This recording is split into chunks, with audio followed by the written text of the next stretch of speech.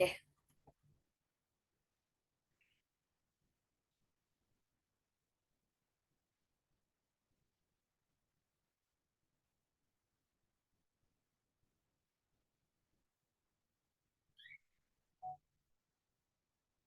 Oke, kita mulai nggih. Bismillahirrahmanirrahim. Assalamualaikum warahmatullahi wabarakatuh.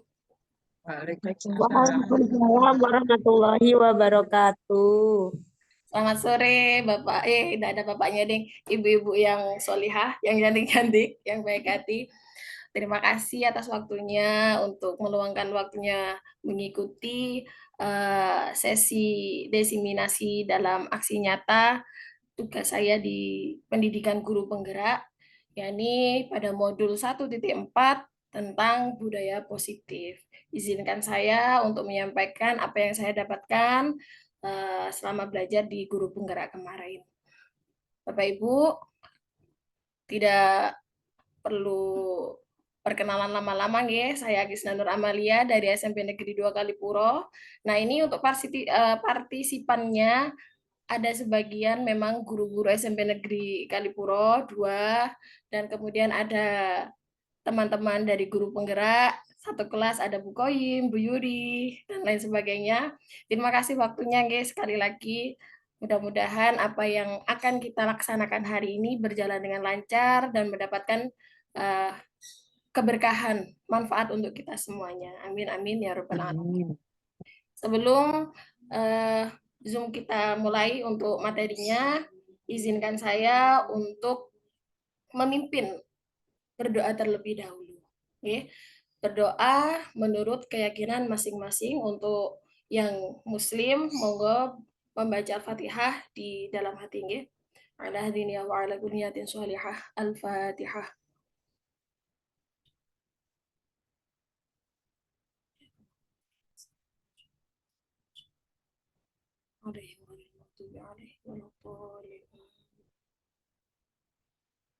Terima kasih. Selanjutnya, sebelum kita mulai materi, sebaiknya kita ice breaking dulu biar yang beku-beku ini mencair ya, Bapak Ibu. Sebentar. Izinkan saya share screen lagi.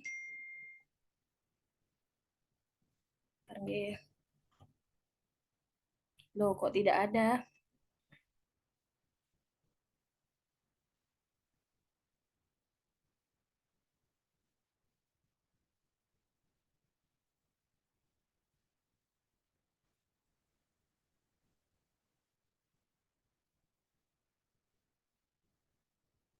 Masih loading.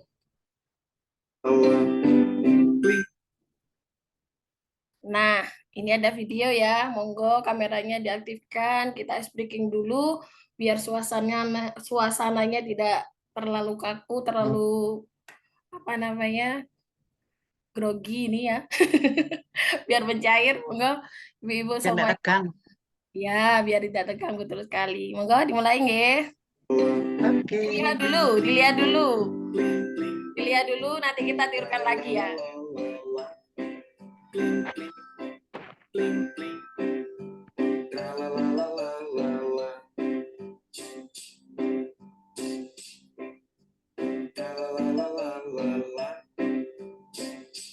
Dua kali ya.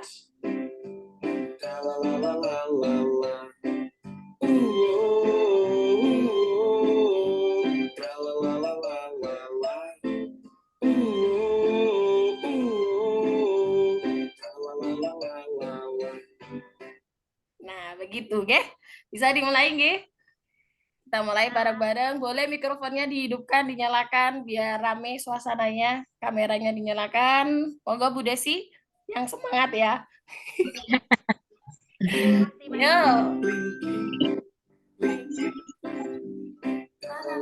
La la la la la. Cik, kurang keras. Cik, cik, cik. La la la la la la la la la.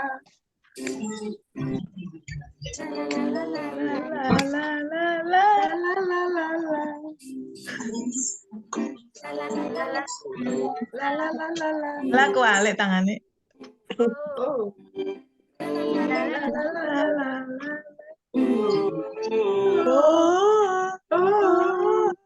La la la la la la.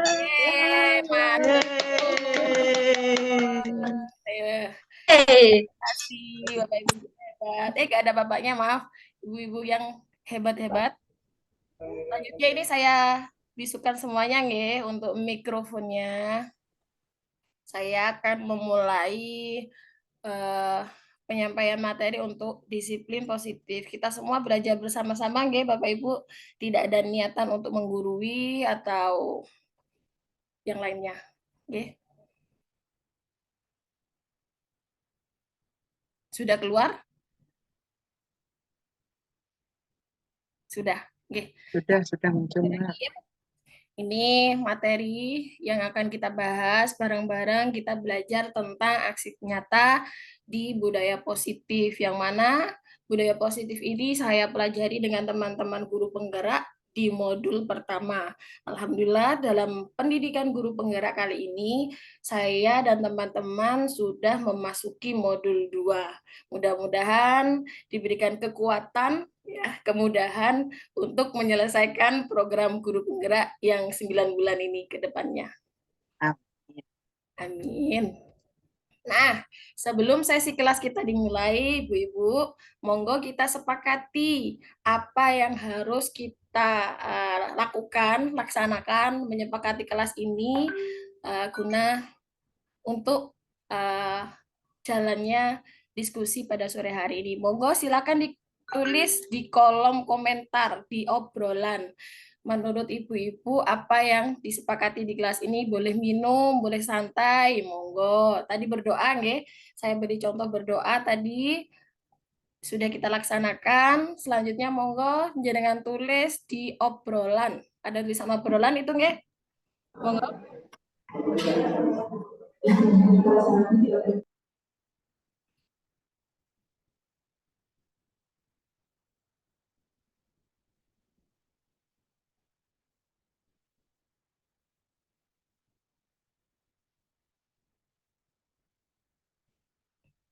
Ini mohon maaf apa sinyal saya putus-putus ya? Agak putus-putus, Bu Agis. Oh, begitu. Mau saya tadi ngapa nanti tertutup ini semuanya.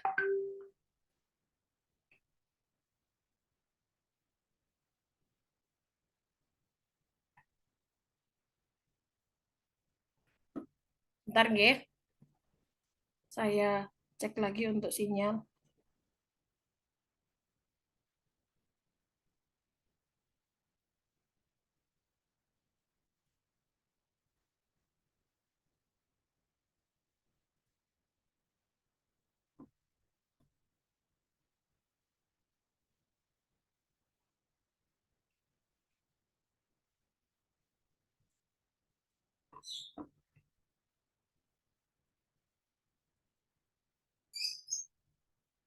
Sebentar, sinyalnya kok tidak.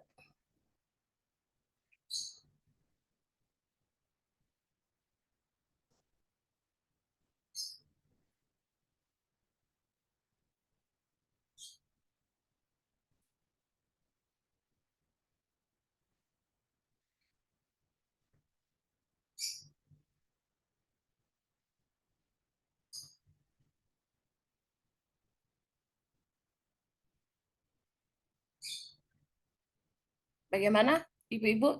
Sudah kembali normal sinyal saya?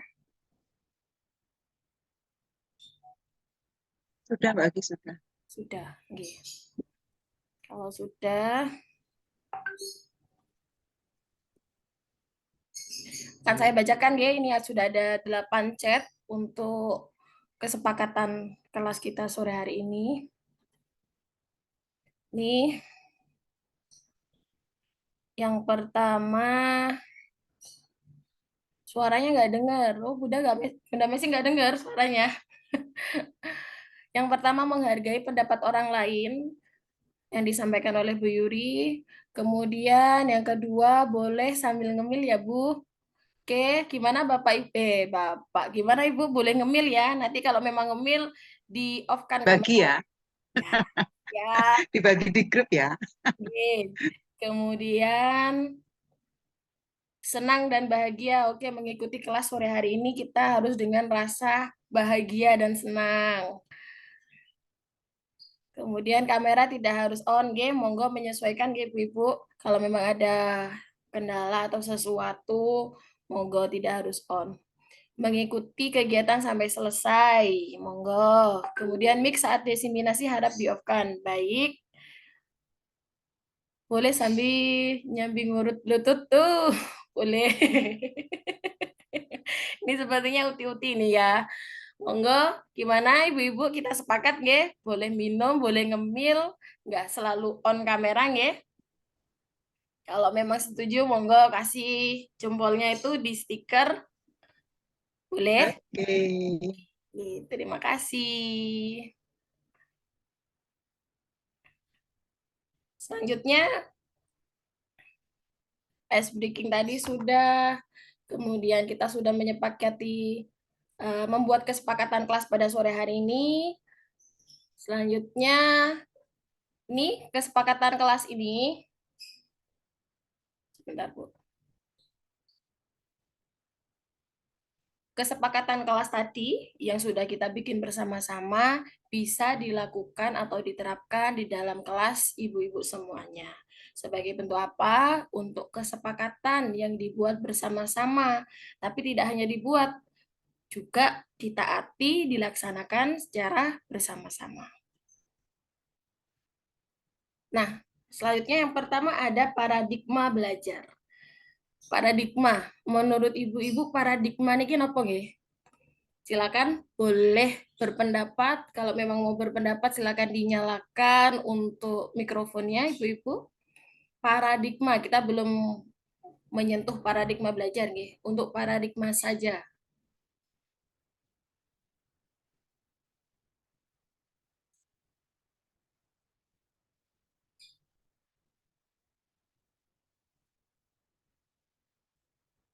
Ada yang mau berpendapat? Keyakinan. Keyakinan, baik. Kepercayaan Kepercayaan. mendasar buat seseorang melakukan sesuatu. Kegiatan. Betul, pemikiran dasar dari seseorang. Nih, paradigma itu adalah landasan berpikir atau konsep dasar dari seseorang atau juga landasan berpikir untuk memahami sesuatu. Selanjutnya ke paradigma belajar. Nah, paradigma belajar maksudnya itu adalah cara pandang terhadap proses pembelajaran, yang mana di satu sisi dilihat bahwa siswa atau peserta didik sangat dominan pengaruhnya terhadap proses pembelajaran. Cara pandang tersebut memberikan kesempatan kepada siswa untuk lebih aktif dalam proses pembelajaran, yang mana pembelajaran bersifat atau berpusat kepada peserta didik.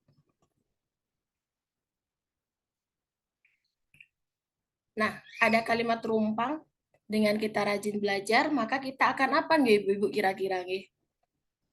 Langsung sebut aja ya. Nggih, Ketik apa sebut? sebut saja, monggo. Dengan kita rajin belajar, maka kita akan apa nggih Ibu-ibu? Pandai. Pandai. Juara kelas. Pandai. Betul. Ada lagi kira-kira? Bagus. Nggih. Pintar. Pintar. Pintar. Nggih, bagus. Pintar semuanya sepertinya Ibu-ibu ini. Wawasannya bertambah. Oke, pengalamannya bertambah, wawasannya bertambah. Pengetahuannya juga. Dengan kita rajin belajar, maka kita akan pandai dan pintar. Dari situ kita timbul sadar bahwa oh iya, kalau kepingin pintar berarti harus belajar. Kalau pengen sehat berarti harus apa? Harus menjaga kesehatan, mungkin dengan cara olahraga, dengan menjaga pola hidup sehat dan lain sebagainya. Jadi intinya sadar diri, sadar akan kebutuhan dirinya sendiri. Nah, dari sini mulai sadar diri seseorang tersebut muncullah nilai kebajikan. Pertanyaannya, nilai kebajikan dari dalam diri seseorang itu sudah ada, bukan tidak ada nggih, Bu. Kalau memang tidak ada, berarti belum ada. Nggih, belum hidup mungkin. Bagaimana cara menghidupkan nilai tersebut? Dengan cara nopo kira-kira Ibu-ibu? Melalui kebiasaan. Kebiasaan berarti harus disiplin. Dilakukan. Ya, Ya, Bu disiplin. Ari. Disiplin yang mana kita belajar disiplin positif hari ini. Dengan cara disiplin, disiplin punya pengertian itu tadi kebiasaan yang mana dari kebiasaan tersebut kita lebih menghargai diri kita sendiri dengan nilai-nilai yang sudah dipercaya. Oh iya, saya percaya kalau memang kepingin pinter berarti harus belajar. Kalau pengen sehat berarti saya harus menjaga pola makan saya. Kesehatan. Sehingga kita lebih bertanggung jawab Jawab. terhadap diri kita sendiri. Nah, dalam perubahan paradigma belajar itu tadi ada 5 teori kontrol, yang mana guru itu sebagai pengontrol murid. Kemudian yang kedua, membuat orang merasa bersalah. Yang ketiga, membuat semua penguatan positif efektif dan bermanfaat. Kemudian yang kelima, orang dewasa memiliki hak untuk memaksa. Maksudnya bagaimana ini? Menurut Jan Gosen ini ada 5 posisi kontrol, yang mana ada yang pertama itu penghukum. Maksudnya penghukum bagaimana? Seorang penghukum biasanya menggunakan hukuman fisik maupun hukuman verbal. Yang mana orang-orang yang menjalankan posisi penghukum ini biasanya mengatakan bahwa sekolah memerlukan sistem atau alat yang dapat mereka menekan murid-murid. Biasanya guru yang menerapkan kontrol sebagai penghukum biasanya berkata, patuhi aturan saya atau awas yo. Nah, kamu itu mesti terlambat. Kamu ini mesti apa lalu kamu selalu salah. Nah, jadi menghukum anak seolah-olah dia memang yang bersalah. Tapi memang kenyataannya dia benar. Dia memang melakukan kesalahan. Guru seperti ini senantiasa percaya hanya ada satu cara agar pembelajarannya bisa berhasil, yaitu dengan cara beliau sendiri. Yang kedua, pembuat merasa bersalah. Biasanya guru yang membuat merasa bersalah ini suaranya lebih lembut, yang mana menggunakan keheningan yang membuat orang lain merasa tidak nyaman, merasa rendah diri, dan merasa bersalah. Kata-kata yang keluar dari ibu guru yang lembut ini biasanya ibu sangat kecewa sekali dengan kamu. Berapa kali ibu harus memberitahu kamu ya? Gimana coba kalau memang orang tua kamu tahu kalau kamu berbuat yang demikian. Nah, ini biasanya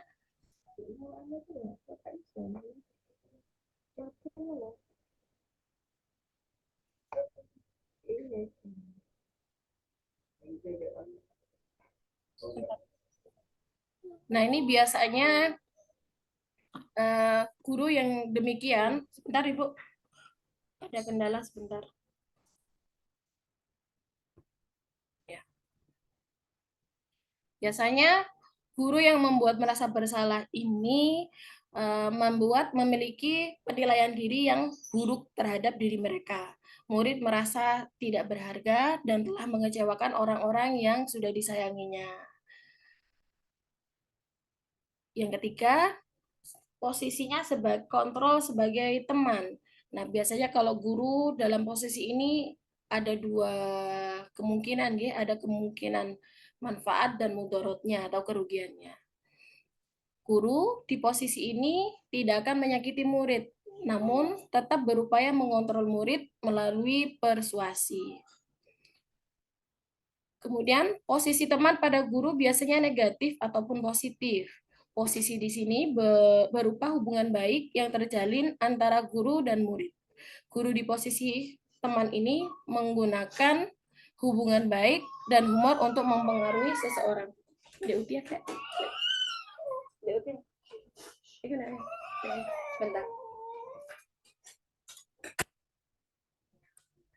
Biasanya kontrol guru sebagai teman ini biasanya berkata, ayo bantulah demi ibu ya.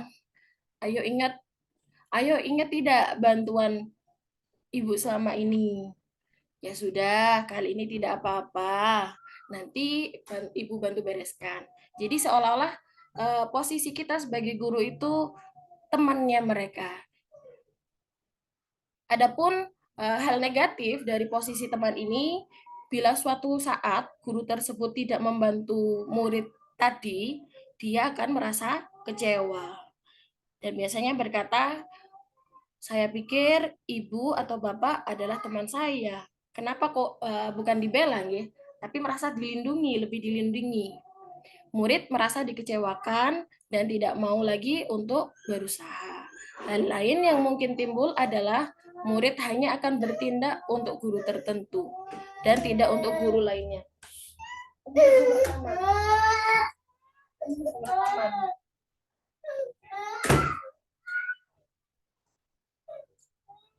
Hal negatifnya lagi, murid tersebut akan tergantung pada guru itu tadi yang memberi posisi teman kepada dia.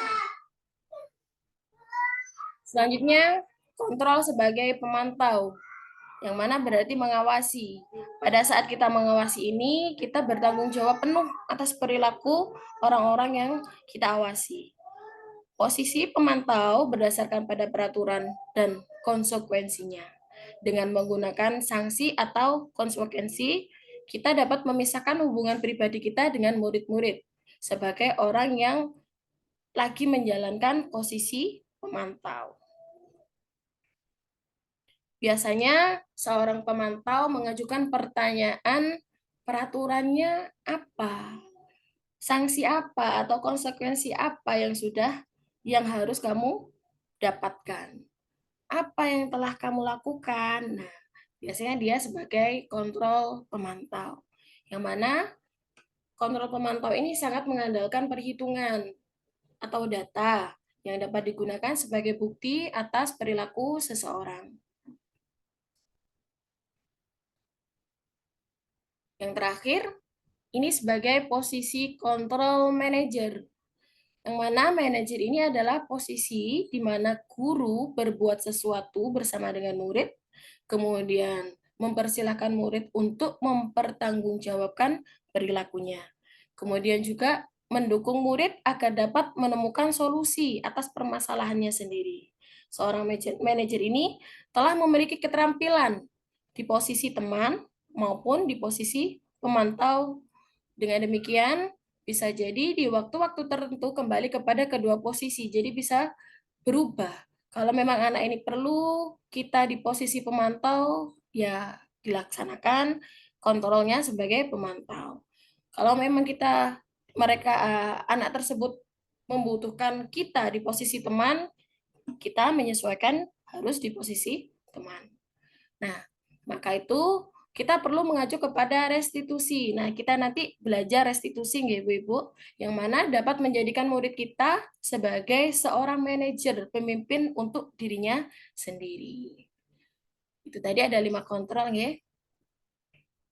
Nah, biasanya seorang manajer itu berkata, apa yang sudah kita yakini kembali ke kesepakatan kelas yang sudah kita bikin di awal pertemuan. Apakah kamu sudah meyakini itu maksudnya meyakini kesepakatan kelas yang sudah dibentuk itu tadi. Kemudian, jika kamu meyakininya, apakah kamu siap untuk memperbaiki kesalahan tersebut? Yang terakhir ini ada, jika kamu memperbaiki ini, hal apa yang menunjukkan tentang dirimu? Kemudian, apa rencana kamu untuk memperbaiki perilaku ini?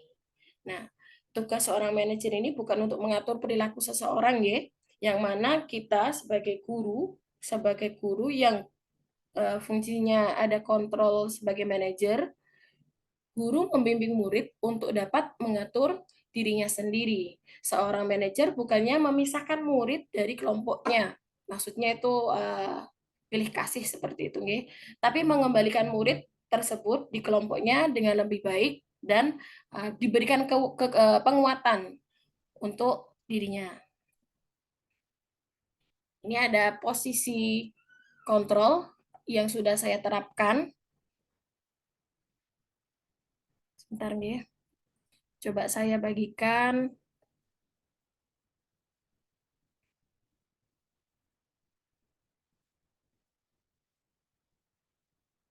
Akan saya bagikan video saya untuk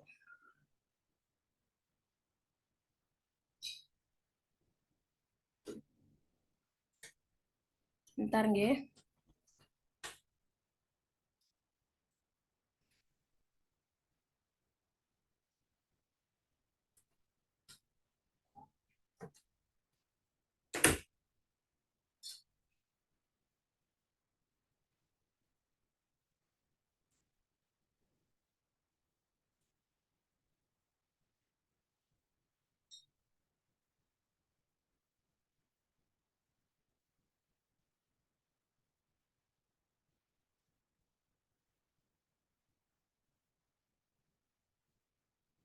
Ini contoh penerapan yang sudah saya lakukan terhadap siswa saya, yang mana posisi yang saya terapkan ini sebagai teman.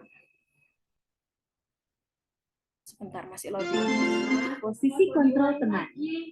Kemarin kan sudah berjanji ke Bu Agis, kalau Tama tidak akan mengulangi lagi, tidak akan datang ke sekolah terlambat lagi. Kenapa tadi terlambat? Mohon maaf ya, saya datang terlambat karena tadi pagi ayah menyuruh saya untuk beli obat di apotek. Akhirnya saya terlambat datang ke sekolah. Oh, begitu. Ya Bu, mohon maaf ya. Jangan diulangi lagi, Tama. Ya Bu. Silakan kembali ke kelas, Tama. Terima kasih. Itu contoh perilaku penerapan yang sudah saya terapkan dalam kelas saya, yang mana posisi saya sebagai teman untuk siswa saya.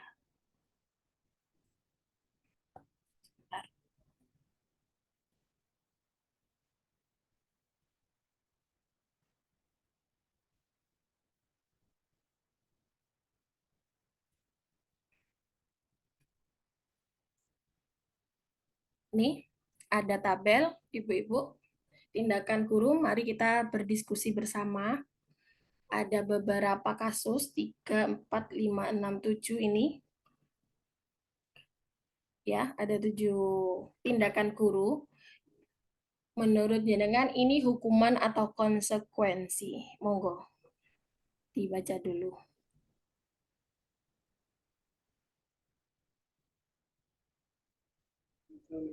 Mencatat 100 kali di dalam buku dengan kalimat Hukum. saya tidak akan terlambat.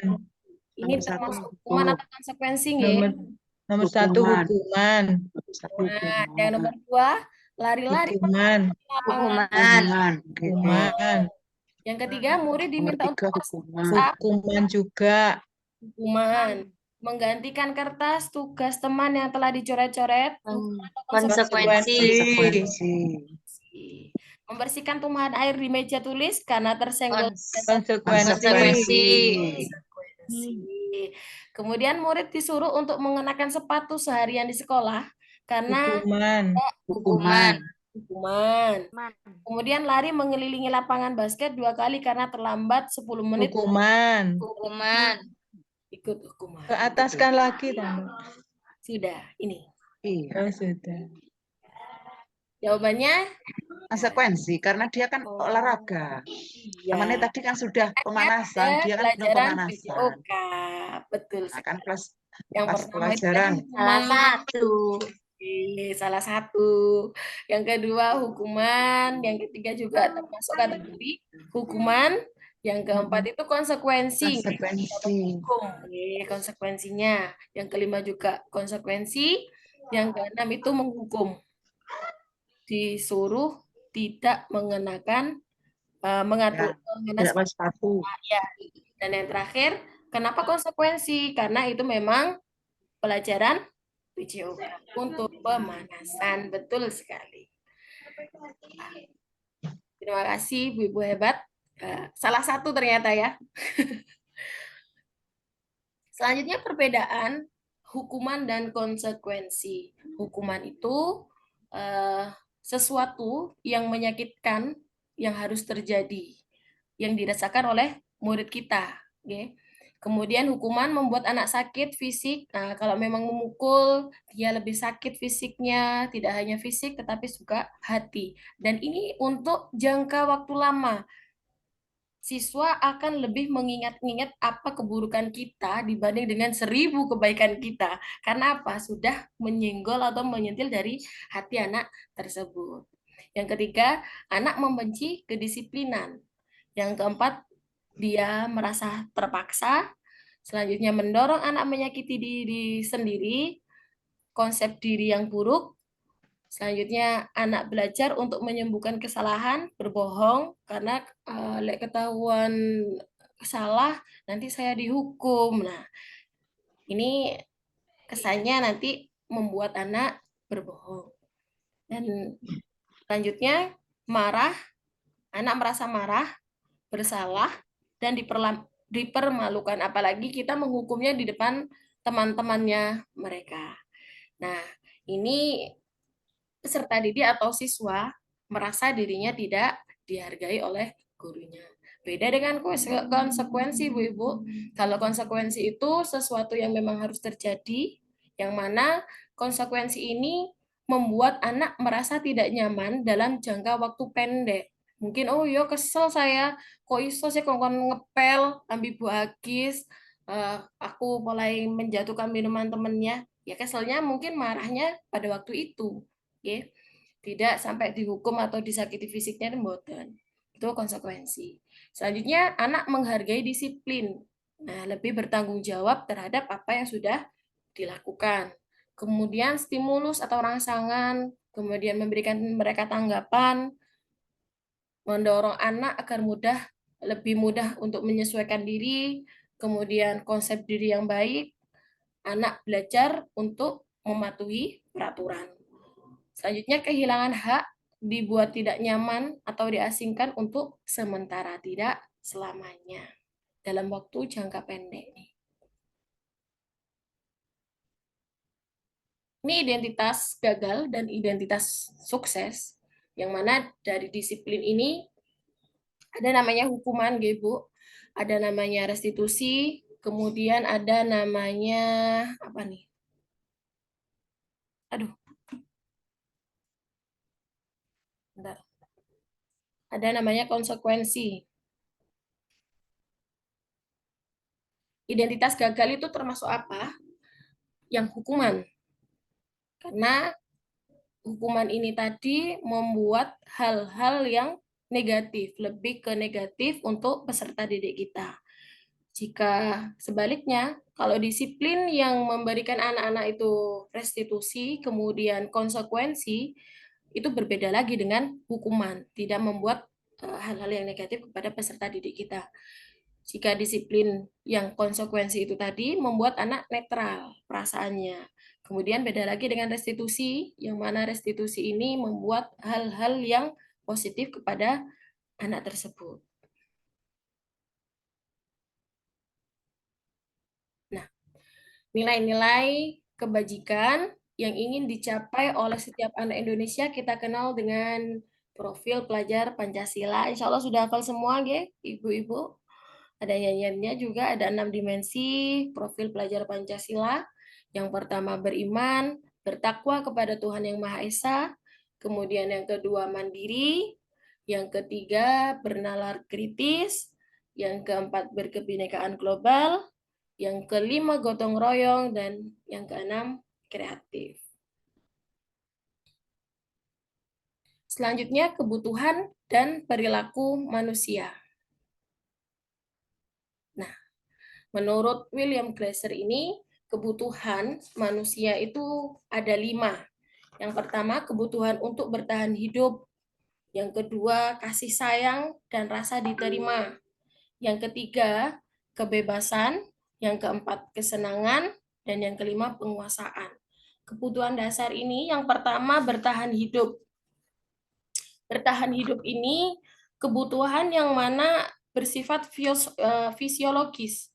Maksudnya untuk bertahan hidup itu misalnya kita butuh sehat, untuk bisa melaksanakan aktivitas seperti biasanya. Kita butuh rumah untuk berteduh, untuk melangsungkan hidup. Kemudian lagi yang paling penting apa? Kita butuh makan, Ibu-ibu. Ini termasuk kebutuhan untuk bertahan hidup. Nah,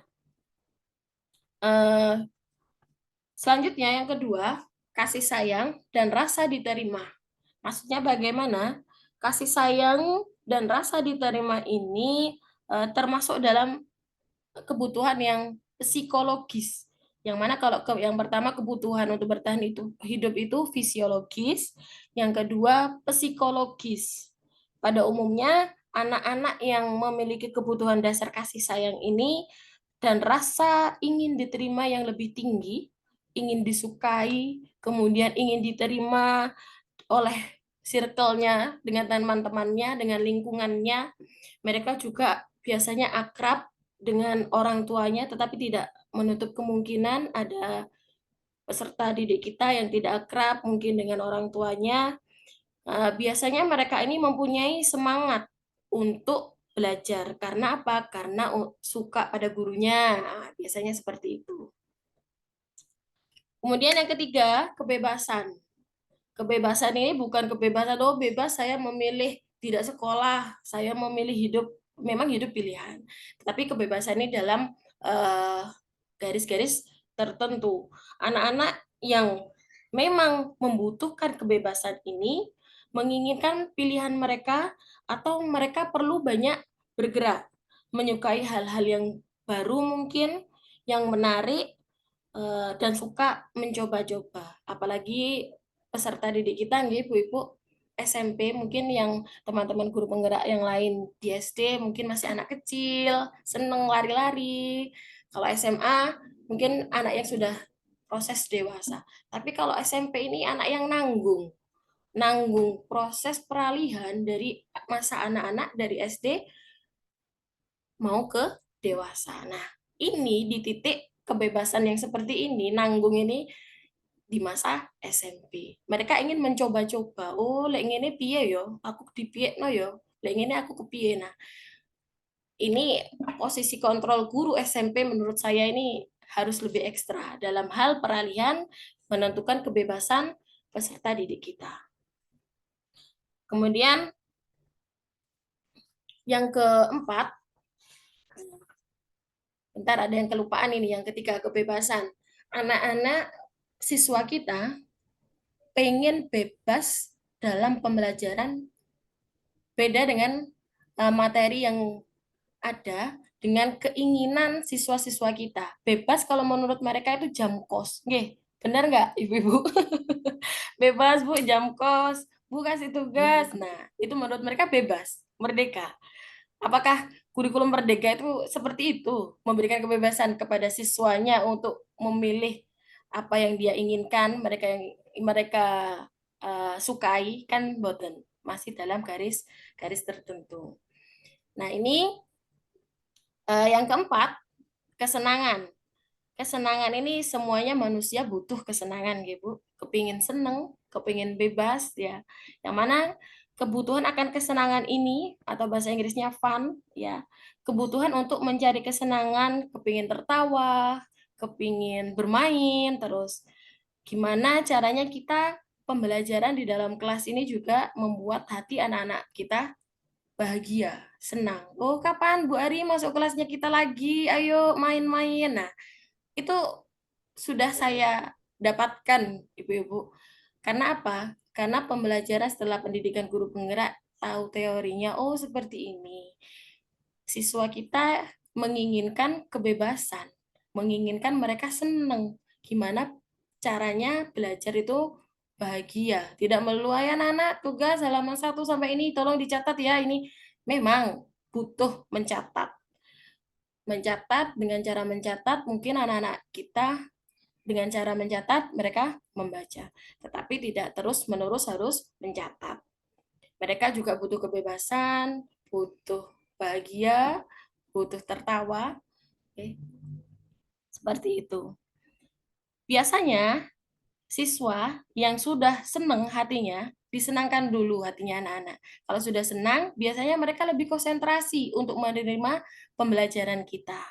yang mana nanti mereka lebih fokus untuk pembelajaran. Yang kelima, penguasaan atau power. Maksudnya kebutuhan, mereka butuh pengakuan atas kemampuan yang berhubungan dengan kekuatan untuk mencapai sesuatu. Menjadi kompeten, kemudian juga bisa menjadi terampil, diakui atas prestasi keterampilan yang dimiliki. Kemudian didengarkan, kemudian dihormati, dihargai, yang meninggalkan pengaruh dan memiliki rasa harga diri. Nah, anak-anak atau siswa memiliki kebutuhan dasar penguasaan ini biasanya lebih tinggi. Kenapa? Karena selalu ingin menjadi pemimpin. Mereka juga mengamati sebelum mencoba hal-hal baru, atau mereka merasa kecewa bila melakukan kesalahan. Tadi masih labil, belum stabil mereka, nggih. Itu ada 5 kebutuhan manusia menurut William Glasser. Kok mundur?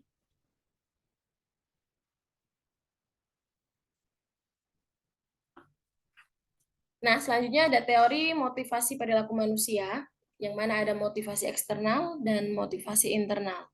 Yang pertama, untuk menghindari ketidaknyamanan atau hukuman, biasanya itu termasuk kategori motivasi eksternal. Apa yang akan terjadi apabila saya tidak melakukannya? Nah, kan mendapat hukuman, berarti dari luar. Selanjutnya, untuk mendapatkan imbalan dari orang lain atau institusi, apa yang akan saya dapatkan apabila saya melakukannya? Ini motivasi dari eksternal, dari luar. Saya akan mendapatkan penghargaan. Dan yang terakhir, ada menghargai diri sendiri. Itu motivasi internal. Saya akan menjadi orang yang seperti apa bila saya melakukannya. Contohnya, ibu guru semuanya, dari 3 motivasi ini, 2 motivasi ini, nomor 1, nomor 2, nomor 3, panjenengan ngajar itu kategori yang mana? Nomor 1, nomor 2, atau nomor 3? Lek gak ngajar, aku kok dihukum. Nah, yang pertama. Yang kedua, lek gak ngajar, aku kok kayak gaji. Nah, ini kasarannya ngoten nggih. Yang ketiga, lek gak ngajar, gimana saya ini mendidik anak-anak kita? Gimana caranya saya ini untuk membentuk karakternya mereka? Nah, coba ibu-ibu ini termasuk nomor berapa? Perilaku manusia. Monggo bisa dinyalakan mikrofonnya.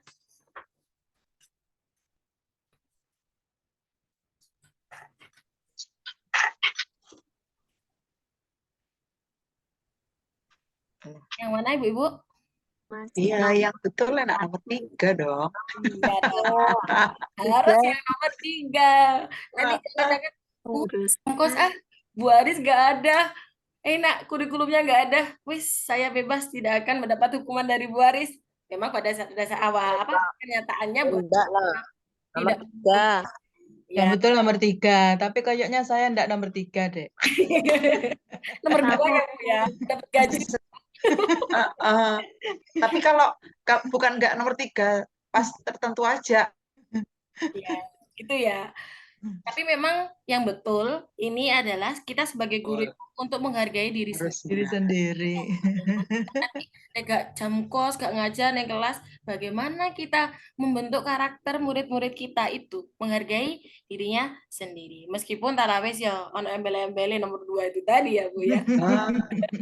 Kok lek gak ngono jare Baji Penny, lah TPP gak cair. Oh. Itu dia. Ini yang bahaya ini yang nomor ini nomor 1. Lek gak masuk kelas aku dihukum, emangnya Baris menghukum. Baris sama Pak Bowo, tidak nggih. Keliling lapangan nih, Dia, nggih. Muter sekolah ping pira ya Bu Ari? Iya.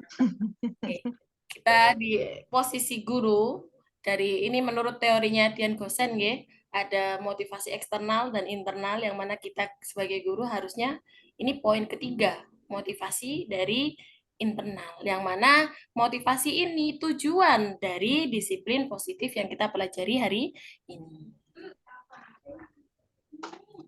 Nah, Nih, ada 3 titik ya.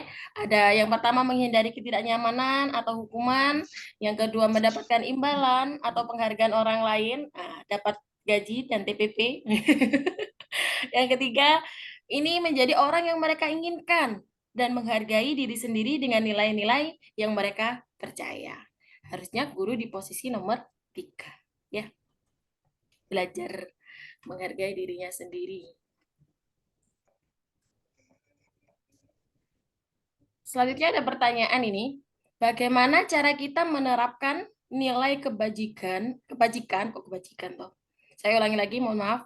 Bagaimana cara kita menerapkan nilai kebajikan dan bagaimana jika nilai kebajikan itu belum hidup di sekolah yang berpusat pada murid? Bagaimana? Dengan cara tidak menghukum, nggih. Cara ini dia. Kok kembali. Dengan cara segitiga restitusi dan membentuk kesepakatan kelas. Nah, selanjutnya kita belajar apa itu restitusi. Restitusi itu adalah proses menciptakan kondisi bagi murid kita gunanya untuk memperbaiki kesalahan mereka sehingga mereka bisa kembali pada kelompok mereka dengan karakter yang lebih kuat. Restitusi ini juga merupakan proses kolaborasi yang mengajarkan murid untuk mencari solusi dari masalah mereka sendiri.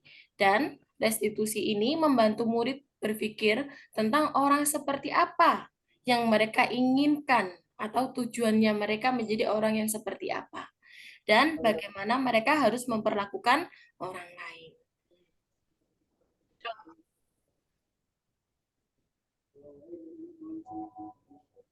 Ada 9 ciri-ciri restitusi. Yang pertama, bukan untuk menebus kesalahan, tetapi restitusi ini untuk belajar dari kesalahan, ya, dibalik belajar dari kesalahan. Dengan kesalahan tadi kita bisa berubah menjadi lebih baik. Yang kedua, memperbaiki hubungan. Kalau memang ada yang bertengkar, dua belah pihak kita restitusi, kita ajak ngobrol baik-baik, itu bisa memperbaiki hubungan. Yang ketiga, tawaran dan bukan paksaan. Mereka diberikan pilihan, kepingin jadi apa. Tidak kita atur, kita dikte siswa itu boten. Yang keempat, restitusi menuntun untuk melihat ke dalam diri, lebih ke introspeksi diri anak tersebut. Yang kelima, restitusi mencari kebutuhan dasar yang mendasari tindakan. Kenapa anak itu sampai melakukan hal itu, apa alasannya? Tuh. Yang keenam, restitusi adalah cara yang paling baik. Yang ketujuh, restitusi fokus pada karakter, bukan tindakan. Yang kedelapan, restitusi fokus kepada solusi, bukan menghakimi atau menghukum. Yang sembilan, restitusi mengembalikan murid yang berbuat salah pada kelompoknya. Adapun restitusi itu ada 3 tahapan, ya. Yang pertama ada segitiga nih, ya, Ibu-ibu. Yang mana di bagian bawah itu ini ada menstabilkan identitas. Nah, ada 3 tahapan kita untuk melakukan segitiga restitusi. Yang pertama menstabilkan identitas, yang kedua ini validasi kebutuhan, dan yang ketiga baru menanyakan keyakinan. Adapun penjelasannya ini. Yang pertama ada menstabilkan identitas, yang mana untuk membuat anak yang merasa gagal karena berbuat salah menjadi positif terhadap dirinya. Biasanya anak kalau memang sudah membuat kesalahan, ya wis, dia menjat, oh ya aku bersalah, sampai merasa dia bersalah banget, wis, sebagai tersangka banget. Nah, itu harusnya guru berkata, berbuat salah itu hal yang manusiawi. Kalau caranya orang Jawa itu didem-demne ngoten lho, Bu. Oke, berbuat salah itu hal yang manusiawi, gak apa-apa bikin kesalahan. Biar apa? Biar anak menggiring anak ini nanti ke apa alasan anak tersebut kok sampai melakukan tindakan tersebut. Nah, ngoten. Yang kedua, tidak ada manusia yang sempurna. Semua bisa berbuat salah. Yang ketiga, Bapak Ibu juga pernah berbuat salah. Kemudian kita pasti bisa menyelesaikan permasalahan ini. Bapak atau Ibu tidak tertarik untuk mencari tahu siapa yang benar dan siapa yang salah. Bapak Ibu lebih tertarik untuk menyelesaikan masalah. Nggak rebutan, nggak menunjuk, oh kamu ya yang salah ya, kamu ya yang salah, tidak demikian. Kemudian, kalau kamu menyalahkan dirimu sendiri terus-menerus, apakah kamu bersikap baik kepada dirimu sendiri? Nah, ini nanti menghindari sikap negatif, ya, perilaku yang negatif atau tindakan yang negatif dari siswa tersebut. Itu tadi yang pertama, menstabilkan identitas. Yang kedua, memvalidasi kebutuhan. Yang mana memvalidasi ini membantu murid mengenali basic need atau kebutuhan dasarnya yang ingin dipenuhinya ketika melakukan kesalahan itu. Yang mana pada dasarnya setiap tindakan manusia tujuannya adalah memenuhi itu tadi 5 dasar kebutuhan manusia. Kebebasan, penguatan, apa tadi, merasa diterima, merasa dicintai. Ya. Sebaiknya guru berkata, kamu bisa saja melakukan hal yang lebih buruk, tapi kamu tidak melakukannya kan? Kamu pasti punya alasan kenapa kamu melakukannya. Apakah apa yang penting bagi kamu? Dikasih ini alasan kenapa kok melakukan, kok sampai melakukan. Setelah tadi yang pertama ngedem-ngedemi ya Bu, nah ini baru digiring dengan pertanyaan, apakah kamu bisa melakukan dengan lebih baik lagi besok? Maukah kamu belajar cara lain untuk mendapatkan apa yang kamu butuhkan tanpa harus memukul? Ini misal anak tersebut melakukan kesalahan memukul atau bertengkar dengan temannya. Nah, selanjutnya ada menanyakan keyakinan. Menanyakan keyakinan ini kembali ke kesepakatan kelas yang sudah kita buat. Yang mana menanyakan keyakinan ini, anak melihat kesalahannya yang dihubungkan dengan norma sosial dan nilai-nilai yang mendasari manusia bisa berinteraksi dengan orang lain. Biasanya dalam restitusi menanyakan kesepakatan ini, guru berkata, apa nilai yang kita percaya di kelas kita atau di sekolah kita? Kembali lagi, Bu, ke kesepakatan awal. Nilai-nilai universal apa yang telah kita sepakati? Kelas yang ideal itu seperti apa sih? Kamu ingin jadi anak yang seperti apa? Jadi anak itu digiring, tidak dijat, oh kamu itu salah, harus memukul, kudune kon lari-lari lapangan. Boten. Tidak seperti itu restitusi. Ini ada contoh lagi, apa yang kamu rasakan ketika kamu melakukan itu? Kamu menjadi orang yang seperti apa? Jadi anak ditanyakan kenapa, alasannya, apa reaksinya setelah melakukan hal tersebut. Itu menampilkan keyakinan. Nah, adapun praktek segitiga restitusi yang sudah saya terapkan dalam kelas saya, sudah saya terapkan, izinkan saya untuk membagikan, sebentar nih, restitusi.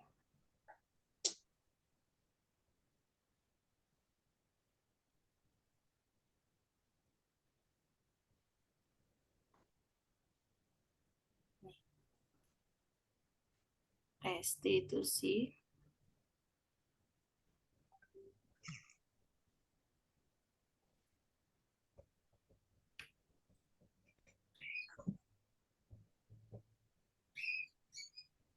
Sudah tampil Ibu-Ibu?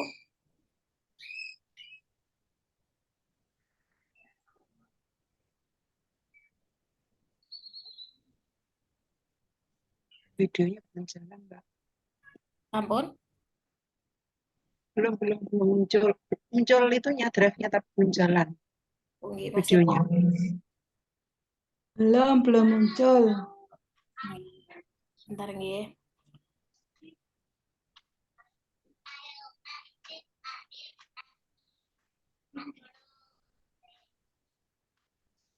Oke, Wi. Loading ya.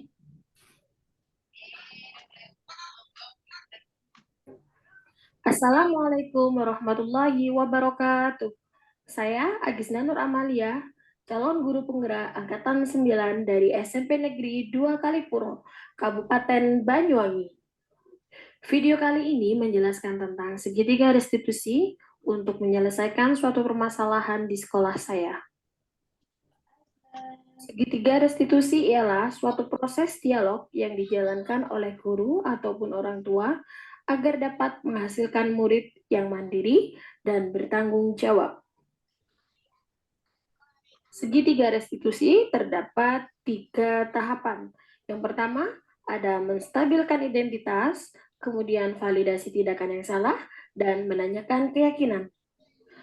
Menstabilkan identitas berdasarkan prinsip membuat kesalahan adalah bagian dari proses pembelajaran yang nantinya menggeser identitas gagal ke identitas yang sukses. Selanjutnya, validasi tindakan yang salah. Berdasarkan prinsip setiap perilaku berupaya memenuhi suatu kebutuhan tertentu. Guru akan bergeser dari pemikiran stimulus respon menjadi proaktif, sehingga mengenali dan mengakui kebutuhan murid akan memperbaiki hubungannya dengan murid. Yang ketiga, menanyakan keyakinan. Murid akan diberikan pertanyaan-pertanyaan bermakna untuk memunculkan motivasi secara intrinsik, sehingga mampu mengaitkan keyakinannya dengan tindakan yang salah. Kasus pertama, Tama sering datang terlambat, sehingga banyak pelajaran yang tertinggal. Kasus kedua, Siti tidak terima pekerjaannya selalu dicontek oleh temannya. Ia marah dan tidak dapat menahan emosinya. Berikut adalah skenario penyelesaian masalah dengan segitiga restitusi. Sama, sini.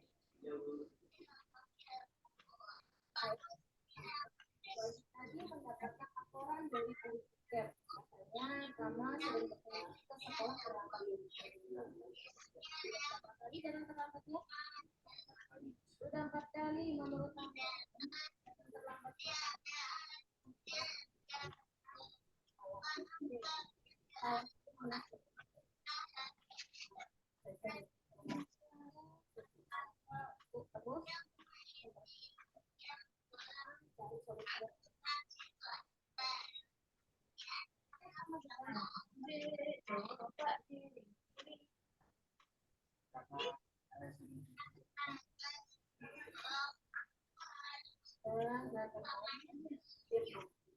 Kamu tahu dengan kelas yang sudah kita sepakati kemarin?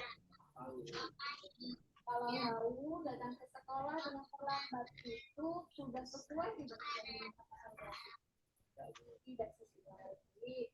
Keyakinan atau kesepakatan kelas apa yang sudah kamu langgar, Mama? Kedisiplinan. Mama, disiplin itu penting atau tidak?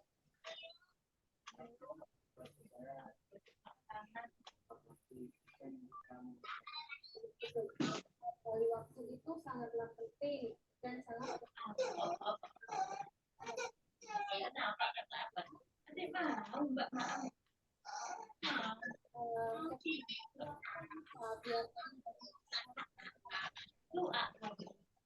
Enggak kalau makan ini adik.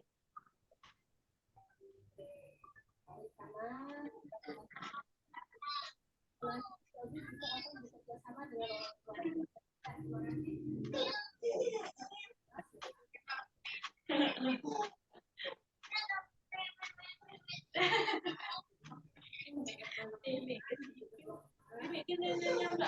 kasih. Iya. Jauh.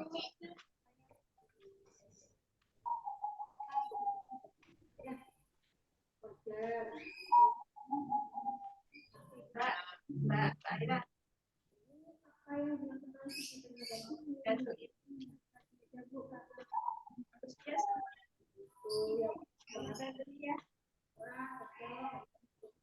Coba tanya nak alamatnya. Ibu sangat menghargai apa yang sudah dilakukan Siti, karena berbuat lebih daripada itu.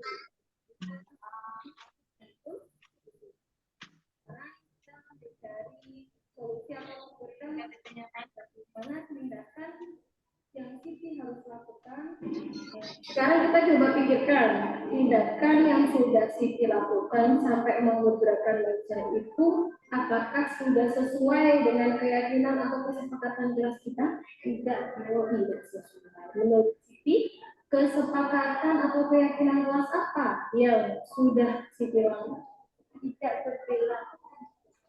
Tidak berperilaku sopan dan tidak menghargai sesama teman. Iya, betul. Menurut Siti, menghormati antar teman itu penting atau tidak? Sangat penting, Bu. Sangat penting, baik. Kalau menurut Siti itu sangat penting, jadi keyakinan kelas apa yang harus kamu lakukan saat kamu marah? Melaporkan kepada guru mapel atau wali kelas. Kamu bersedia untuk memperbaiki masalah ini, Siti? Bersedia, Bu. Oke. Apa yang kamu lakukan untuk memperbaiki masalah ini, Siti? Meminta maaf kepada ibu. Ya, tepat sekali. Apa yang sudah dilakukan oleh Siti. Terima kasih. Kalau gitu, jangan diulang lagi ya. Silakan kembali ke tempat duduknya, Siti.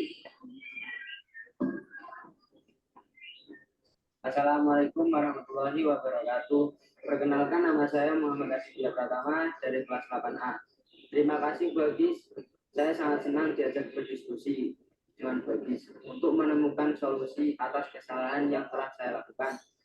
Saya tidak akan begadang lagi supaya tidak datang terlambat ke sekolah. Terima kasih. Assalamualaikum warahmatullahi wabarakatuh. Assalamualaikum warahmatullahi wabarakatuh. Perkenalkan, nama saya Siti Nurhayati dari kelas 8A. Saya senang sekali diajak berdiskusi dengan Bu Agis untuk dapat mengendalikan dari amarah karena perilaku teman sekelas saya. Saya harus banyak belajar bersabar dan dapat menghormati teman-teman. Terima kasih. Wassalamualaikum warahmatullahi wabarakatuh. Baiklah, terima kasih telah menyaksikan video kali ini. Assalamualaikum warahmatullahi wabarakatuh.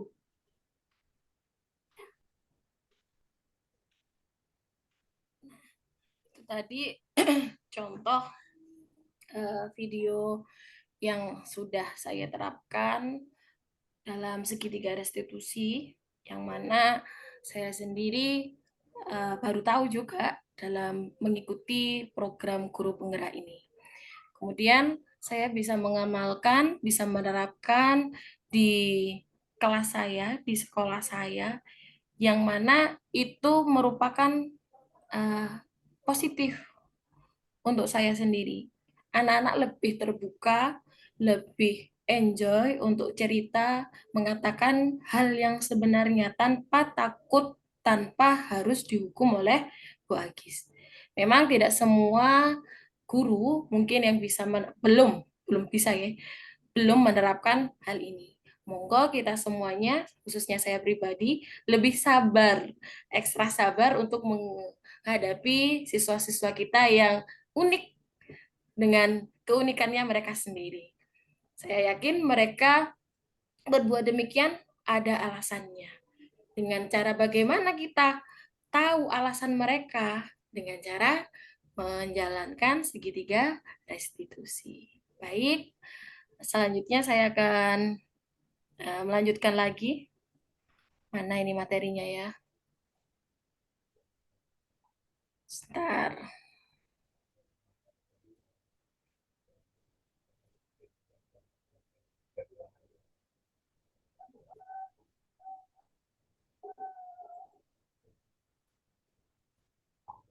Nah, selanjutnya, mengapa harus dengan kata-kata atau kalimat keyakinan kelas, bukan peraturan kelas?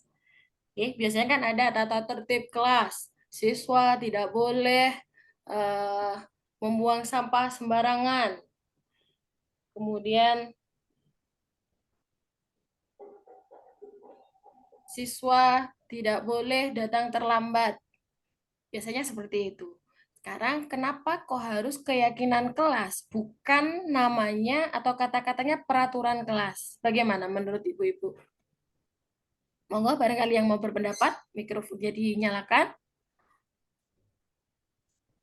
Soalnya berdasarkan keyakinan anak masing-masing.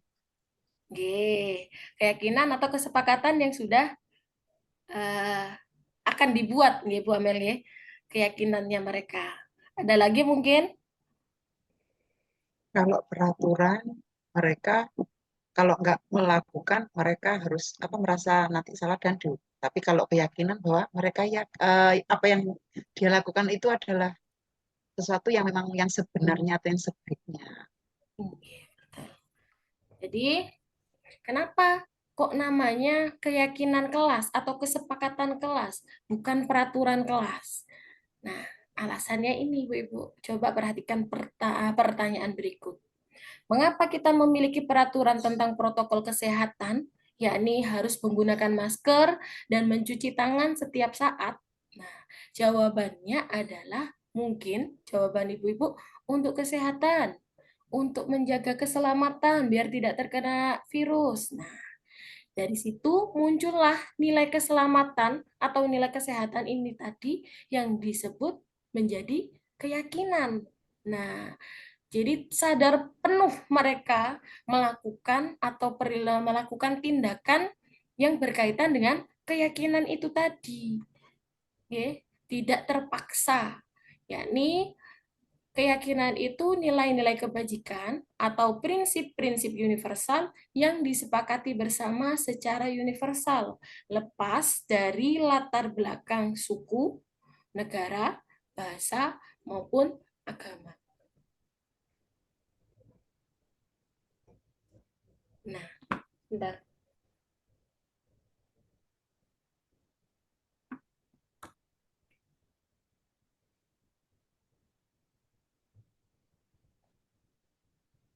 Menurut Gosen, keyakinan itu lebih memotivasi seseorang dari dalam, internalnya, nggih, atau memotivasi secara intrinsik. Seseorang akan lebih tergerak atau lebih sadar dan lebih bersemangat untuk menjalankan keyakinannya daripada hanya sekedar mengikuti serangkaian peraturan. Oh iya, ini kan hanya peraturan, terpaksa. Tapi beda dengan keyakinan. Oh, aku mau wis sepakat, aku wis yakin. Muncul dari dalam dirinya sendiri. Murid-murid pun demikian. Mereka perlu mendengarkan, juga mendalami tentang suatu keyakinan daripada hanya mendengarkan peraturan-peraturan yang mana peraturan tersebut mengatur mereka ya harus berlaku begini dan harus berlaku begitu. Nah, membentuk keyakinan kelas. Keyakinan kelas ini bersifat lebih abstrak, ya, lebih samar, yang mana daripada peraturan. Sebentar, sinyalnya ini tidak stabil ya. Keyakinan kelas merupakan pernyataan-pernyataan universal. Pernyataan keyakinan kelas ini senantiasa dibuat dalam bentuk kalimat yang positif. Keyakinan kelas. Ah, gimana Bu? Belum di-mute punyanya Bu Dwi ya? Keyakinan kelas sebaiknya sesuatu yang dapat diterapkan di lingkungan tersebut. Semua warga kelas hendaknya ikut berkontribusi dalam pembuatan keyakinan kelas lewat kegiatan curah pendapat dan bersedia meninjau kembali keyakinan kelas tersebut dari waktu ke waktu. Bisa direvisi berarti Ibu. Bisa berubah atau bisa ditambah. Selanjutnya, ada contoh penerapan keyakinan kelas yang sudah saya buat dengan siswa saya. Nah, ini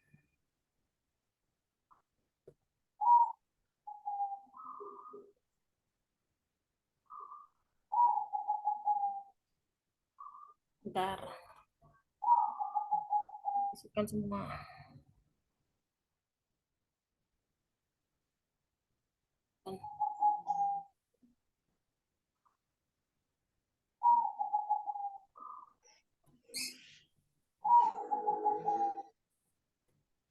Berikut ada contoh video yang sudah saya bagikan, yang sudah saya terapkan dengan teman-teman, dengan siswa saya. Ini masih on the way.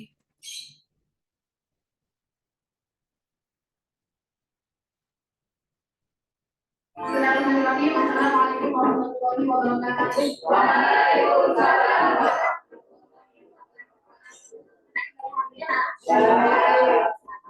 Hari ini buat kita akan untuk keyakinan kelas. Kita bikin kesepakatan bareng di kelas 8. Adapun keyakinan kelas, ada yang pernah tahu apa makna dari keyakinan kelas? Belum ada. Kalau belum ada yang tahu, Bagis menjelaskan sedikit apa makna dari keyakinan kelas. Kenapa kok keyakinan kelas bukannya? Dari keyakinan nanti, sampean membuat kesepakatan, sepakat. Hampir mirip dengan namanya peraturan. Ini sekolah kan menjadi peraturan sekolah, ya, atau dengan kata lain tata tertib sekolah. Tetapi di dalamnya tata tertib itu atau peraturan masih menggunakan kalimat negatif. Apa kalimat negatif itu? Contohnya ada kata-kata dilarang, ada kata-kata jangan, tidak boleh. Nah, itu masih merupakan sebutan kalimat negatif. Contohnya bagaimana? Siswa dilarang datang terlambat. Ya, masih ada kalimat atau kata-kata tidak. Itu masih tergolong dari kalimat negatif. Dari keyakinan kelas ini nanti sampean membuat kesepakatan yang mana sepakat itu nanti membuat kalian agar lebih bertanggung jawab. Contohnya, kalau dari kalimat negatif saya siswa tidak boleh datang terlambat ke sekolah, diganti dengan kalimat yang positif apa? Datang ke sekolah dengan tepat. Tidak ada kata dilarang, tidak ada kata jangan maupun kata tidak. Oke, gunanya kenapa kok selalu membuat keyakinan atau kesepakatan kelas, Bu? Biar sampai semuanya menjadi pribadi yang lebih baik, belajar disiplin, menghargai waktu, menghargai orang lain. Ada yang ditanyakan untuk pengertian keyakinan kelas? Tidak.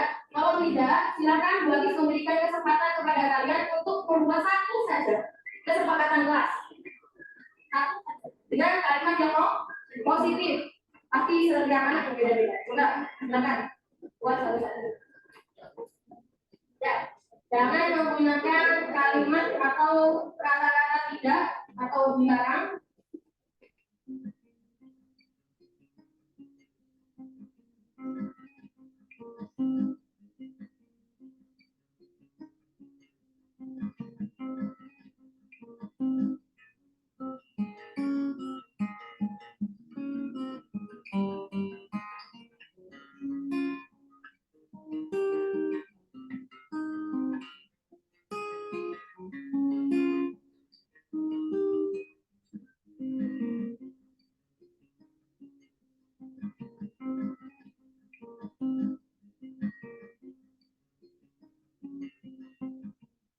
Kalau sudah selesai, silakan dicatat di sini. Menurut kalian apa? Keyakinan apa? Silakan.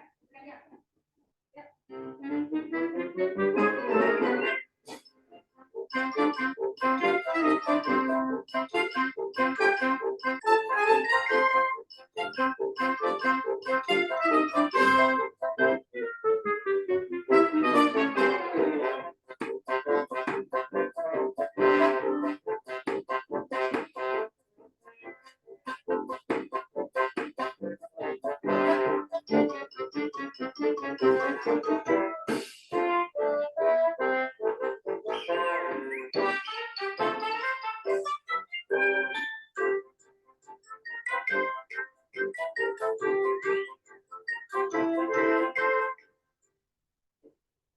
Kesimpulan dari pendapat kalian semuanya, keyakinan kelas yang sudah disepakati bersama oleh kelas 8A ada berapa poin? 1, 2, 3, 4, 5, 6, ada poin. Saya bacakan yang pertama, kesepakatan kelasnya kalian datang ke sekolah. Yang kedua, berperilaku sopan dan santun. Yang ketiga, rajin beribadah dan bersedekah. Yang keempat,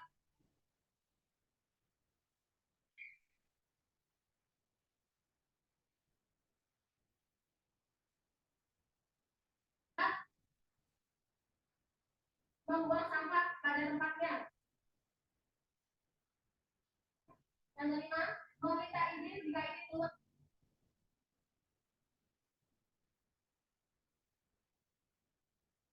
kelas. Yang keenam, rajin melakukan tiket kelas dan menyelesaikan tugas dengan tepat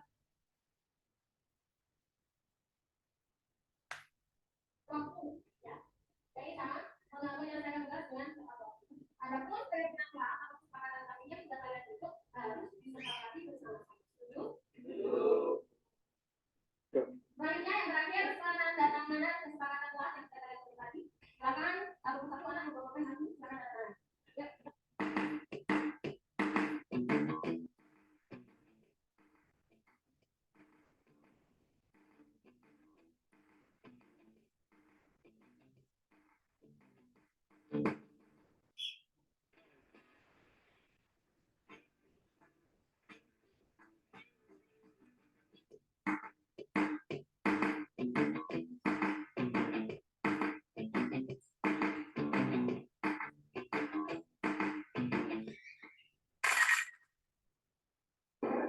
Putra Setiawan dari kelas 8A. Saya Nadia Pratiwi dari kelas 8A. Saya Rizal Lestari dari kelas 8A.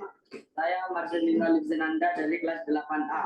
Saya Siti Nur Hayati dari kelas 8A.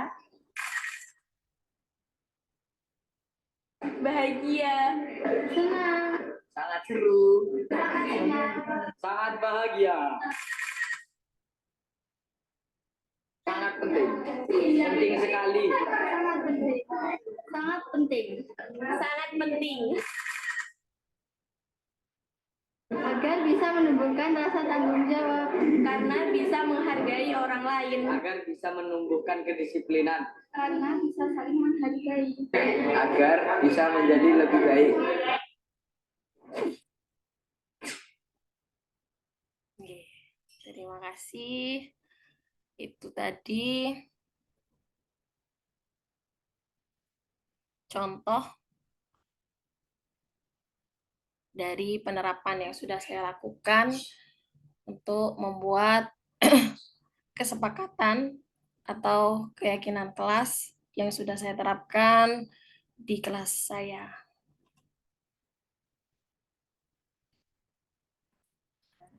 Selanjutnya,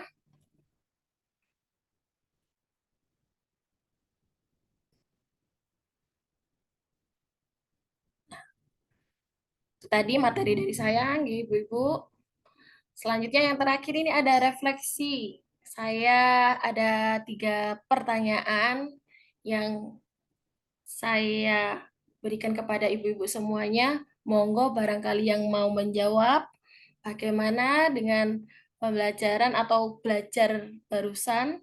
Yang pertama ada hal baru apa yang mengubah paradigma jenengan semuanya, apa yang jenengan dapatkan. Kemudian yang kedua, bagaimana perasaan panjenengan semuanya yang muncul selama mengikuti sesi sore ini. Yang ketiga, saya akan menjadi guru yang seperti apa setelah mengikuti atau belajar bareng di materi ini. Monggo, silakan barangkali ada yang mau berpendapat atau merefleksi materi hari ini. Saya beri kesempatan kepada siapapun.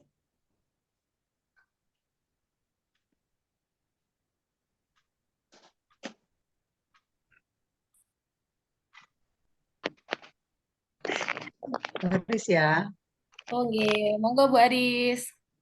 Oke, terima kasih. Assalamualaikum warahmatullahi wabarakatuh. Waalaikumsalam warahmatullahi wabarakatuh. Oke, untuk yang pertama, hal baru apa yang mengubah paradigma saya? Apa yang saya dapatkan? Hari ini saya dapatkan materi yang sangat bagus karena saya jadi tahu saya harus memposisikan diri saya sebaiknya bagaimana. Kemudian yang kedua, perasaan apa yang muncul selama mengikuti sesi hari ini? Perasaan hari ini senang, bahagia karena kita bisa belajar bersama, koreksi diri bersama untuk bisa menjadi guru yang lebih baik. Ya, saya akan menjadi guru seperti apa setelah mengikuti materi ini?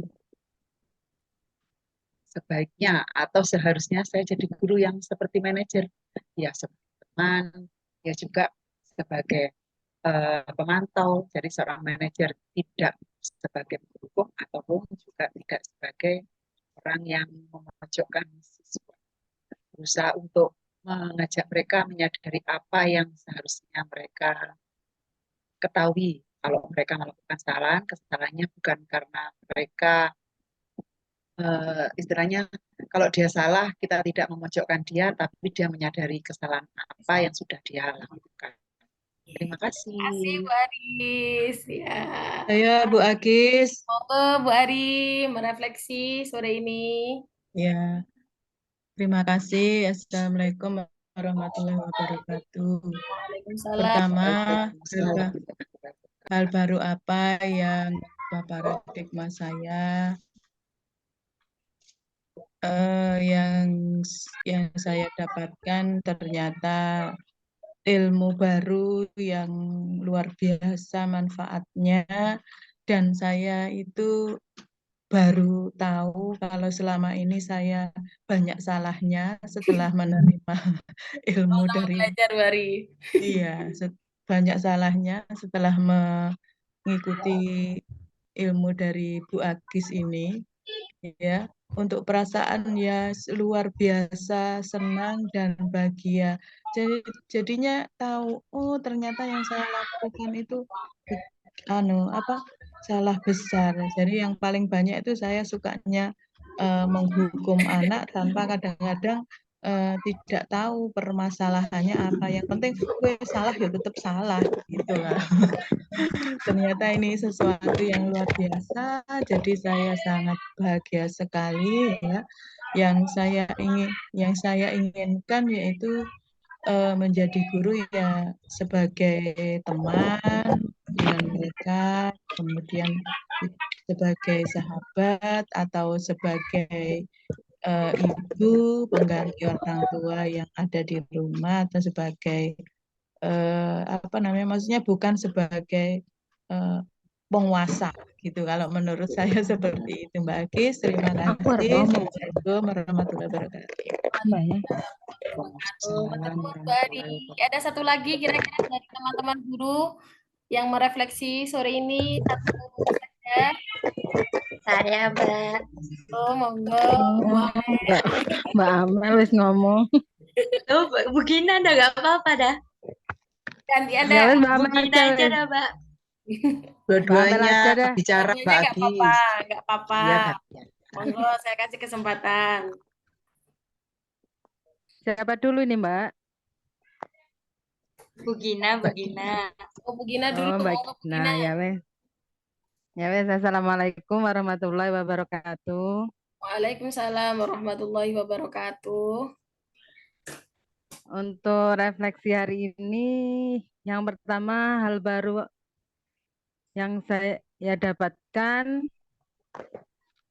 dari penjelasan Bu Agisna, saya menjadi makin melek. Ya Bu, Melek ya, Bu. melek dalam membangun motivasi itu yang penting.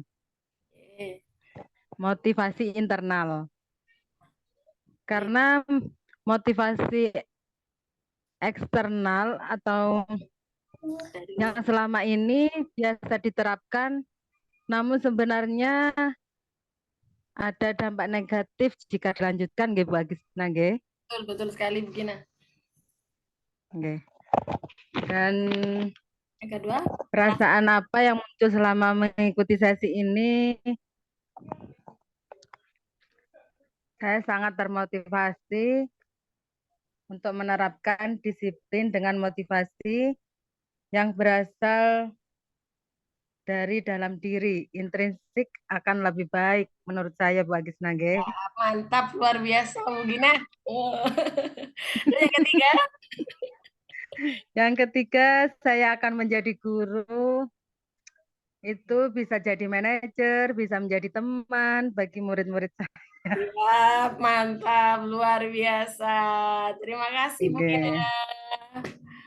Moga yang Selanjutnya Bu Amel. selanjutnya Bu Amel merefleksi materi sore ini. Assalamualaikum warahmatullahi wabarakatuh. Waalaikumsalam warahmatullahi wabarakatuh. Monggo. Ya, yang pertama hal baru yang mengubah paradigma saya adalah harus lebih bisa mengontrol emosi kepada anak-anak, lebih bisa memotivasi lagi kepada anak-anak, bagaimana cara menghadapi anak-anak, karena memang di era yang super digital ini, guru sekarang bukan satu-satunya sebagai sumber belajar mereka. Jadi kita harus tahu bagaimana caranya bisa agar anak-anak itu mampu mengajak kita dalam belajar tanpa meninggalkan era dia yang digital ini. Betul. Terus Betul, intinya lebih memotivasi. Yang kedua, perasaan apa yang muncul selama mengikuti sesi ini? Senang. Alhamdulillah. Senang. Yang ketiga, Alhamdulillah. Alhamdulillah bisa mengetahui segitiga restitusi, tidak lagi melihat Mbak Agis bilang segitiga restitusi. Amel bingung apa segitiga restitusi, ngomong segitiga restitusi itu apa, sekarang udah tahu segitiga restitusi itu apa, ciri-cirinya apa, dan seperti apa. Yang ketiga, saya akan menjadi guru yang seperti apakah setelah mengikuti materi ini lebih baik ke depannya. Iya, mudah-mudahan diberikan kemudahan, diberikan kekuatan untuk mendidik siswa kita yang penuh dengan keunikannya mereka masing-masing. Terima kasih. Beri wow gitu Bu Oh, Agis. beri wow. Ini ada Bu Yuri nih. Beri wow, yuk dihidupkan. Mikrofonnya semuanya ibu-ibu, kameranya boleh dinyalakan.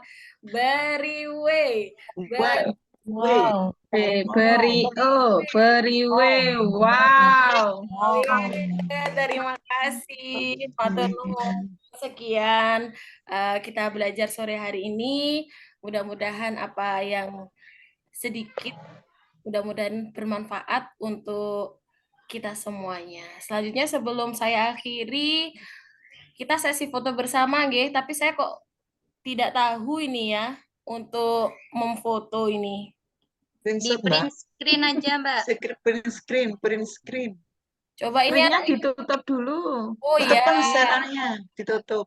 Nah, kan aja kameranya ibu-ibu. Tangannya gimana, Mbak Gis? Tangannya gimana? Saya kok tidak ya, Bu? View Bu Agis di atas itu di pojok kanan itu ada view. Nah, itu. Jadi banyak. Di galeri. Dijadikan galeri. Jadikan galeri. Ya, mantap Bu Yuri. Ini Bu Pesi, Bu Koyim. Pesi. Jadi, ayo kita foto bareng-bareng.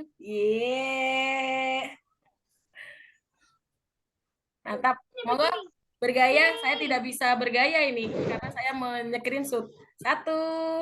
Boleh bergaya bebas. 1, 2, 3.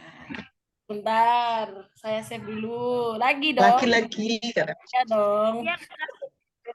Begini. Bentar. Kalau Putri ini. Oh gini. Putri. Aduh, maaf sebentar.